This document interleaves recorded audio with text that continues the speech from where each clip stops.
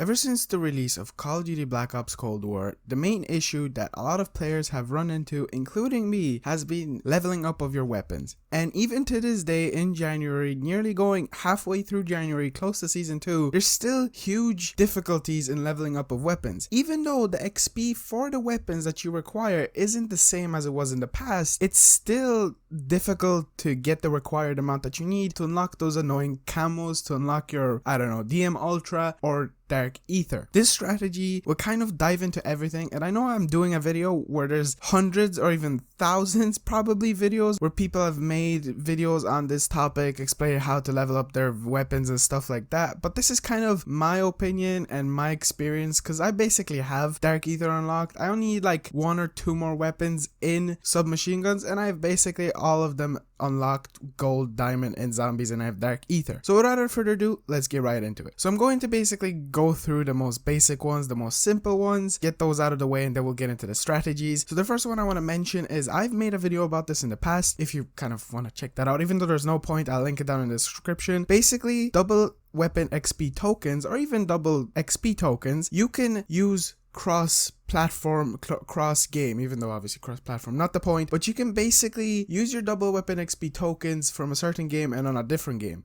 Now these two games are Cold War and Warzone or Modern Warfare, because if you didn't know, you basically share your accounts on both of those games, and I know most of you will know this, but there's that possible percentage that would not have known about this. And essentially, if you have had previous seasons on Warzone and you, let's say, have deleted or something like that, be sure to re-download it and pop in and check out your weapon XP tokens. You should have a prompt in your bottom right kind of middle corner which should tell you view your tokens, and then you can check out how many tokens you have. For example, I've used a lot of mine because I've been trying to level up my weapons. I have 3 of 15 minutes, 1 of 30 minutes, and 4 of 1 hour. Now on top of this, from this season 1 that has come out in December, I have had some in Cold War which I've also used. I do believe I don't have many in that, so if I'm ever going to be struggling with a weapon that, let's say, is a new DLC weapon, I will be sure to pop into like Modern Warfare and turn these on. I'm pretty sure they don't stack up. So for example, obviously if you play most of the game and you unlock those tokens on Warzone, you will have those tokens in Warzone itself. But let's say if you play Cold War and you unlock those on Cold War, you will have those separate. So don't worry if they're combined. I haven't really seen any difference in them if they're combined. Maybe they will change that with an update, but as of now, that is a really good way of getting double weapon XP. You can even get double XP at like 10 of 1 hour, 4 of 30 minutes. I really don't care about double XP, but you can stack these. You can turn them on all at once. You can have ridiculous amount of hours if you have a lot of them. So if you were ever wondering, that's a good way of getting double weapon XP. Another way is whenever there is an event, which most likely will be coming up soon because we will be getting an update on the 14th of January. So if you're looking forward to that, we will be getting content for zombies and multiplayer, a new map. Most likely sure that we're going to be getting the last DLC weapon, which is the the samurai small sword thing.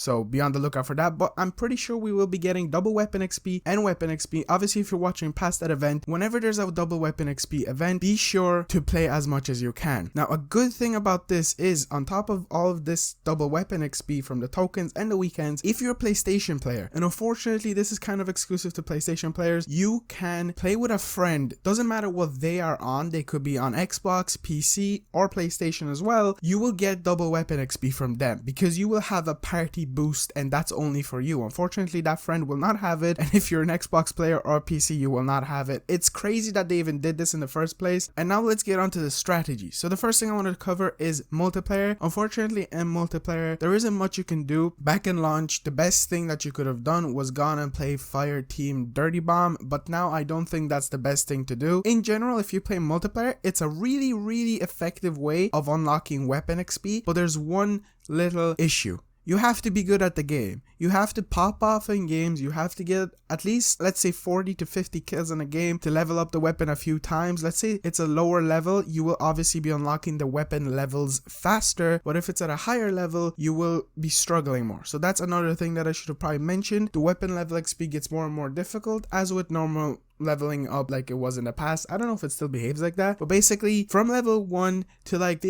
15, I do believe. It won't be that difficult. It also depends on your primary or secondary, because in primaries, the weapon's last camo unlocks at level 50 and the max level is 55, while in secondaries, the last camo unlocks on level 30 and the max level is 35. So obviously secondaries will be more easier to unlock levels on, but on the primaries like submachine guns, ARs, tactical rifles and stuff like that, you will not be struggling as much because they seem to be the most overpowered. Now I do want to point out shotguns, especially the Gallo and hardcore, is ridiculously overpowered if you put on this specific attachment. I don't remember it, but I will put it on your screen because it's so powerful, such good range, and you can actually basically snipe with the shotgun. So if you were ever wondering, the Gallo should be fairly easy to level up in multiplayer. But if you have double weapon XP on top of that and you pop off in multiplayer, you will be leveling those weapons up faster. And now let's get on to the zombies. Now zombies is a bit more difficult. Zombies doesn't level up your weapons as fast, but it will be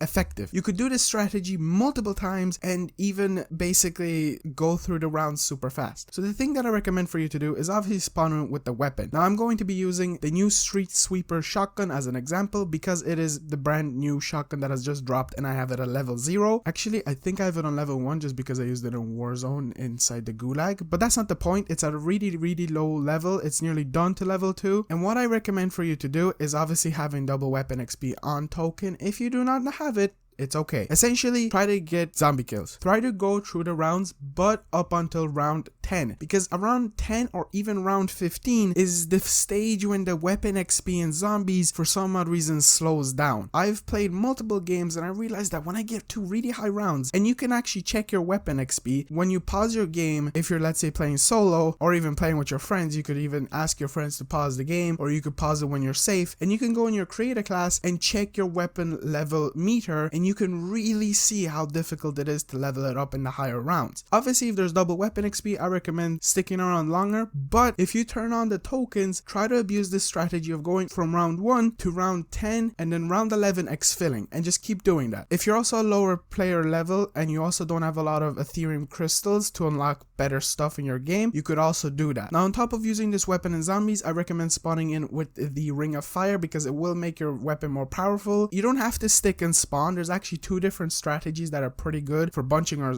zombies without turning on power, because if you turn on power, basically hellhounds will start spawning, and on top of all of this, you will also have the bosses, which the Megaton, the boss itself, doesn't spawn until round 15. So if you exfil on round 11, you will not even have to deal with him until obviously you want to unlock your camos. Then you can pop into the game and stick onto like round 40 or even higher. So essentially the 2 best strategies to go through the rounds as fast as possible is on top of knock. In this exact location, it's basically where the Wonder Fizz is most of the time after you turn on the power. 10 rounds later you will have it, or go into the Dark Ether, or there's a new one that I've seen some people using and it's a good pile up glitch. You could actually probably go to round 100 with it, and it's besides speed cola, it's on top of this boiler. Now it will be dark if you're playing, let's say, without power on and really high rounds, but it shouldn't be a big issue. Obviously I don't recommend it. I think it's better to run up the stairs up onto Knockdown Totem and going through the rounds there. If you're using a shotgun like I am, the Street Sweeper, it will be more difficult to get zombies at longer range, and you won't have Pack-a-Punch, but you will have the Ring of Fire, which will increase the damage. And if you exfil on round 11, you should be able to pop into the game faster. Now you could die. I'm not telling you should exfil, but do realize that with exfil you also get more tier progression, and on top of that you get more levels for yourself as it is. So this is kind of all in one: leveling up your weapons, getting Ethereum crystals, progressing your battle pass, and on top of all of this, from leveling up your weapons and unlocking camos, you get XP. You get around 400 XP for each one of your leveling up of a weapon, so you will be also leveling up as a character. This strategy just kind of taps into it all. When I thought of this, I was like, you know, you can actually multitask a lot of things, but I know the main thing you want to do is level up your weapons. But who knows, some of you might want to get as high of a level in this season, you know, get that master prestige level 1000. Go grind this out, level up your weapons. If this isn't a good and effective strategy, be sure to comment down below. I might try try to find something better, but this is since November, since even December, around the time when they kind of improved the weapon XP. Play with your friends if you're on PlayStation, use XP tokens, pop into zombies, be good at multiplayer unfortunately, and you know, skill-based matchmaking is a thing, so that's an issue, and I hope I helped some of you out. I just wanted to not make this video for a very long time, and also I just never really wanted to do it, but since I kind of found these out, and I know a lot of people have talked about them, but never in depth, so I just wanted to make this video, and I hope you guys enjoyed. Thank you all so much. We're like 50 subscribers away from 11,000, which is insane. Thank you all so much. We have been doing amazing on YouTube, and a lot of people have been doing insane with zombies on YouTube, so I love that the community is giving attention to other people, and that's amazing. So thank you all so much. I will see you guys in the next one. Peace out.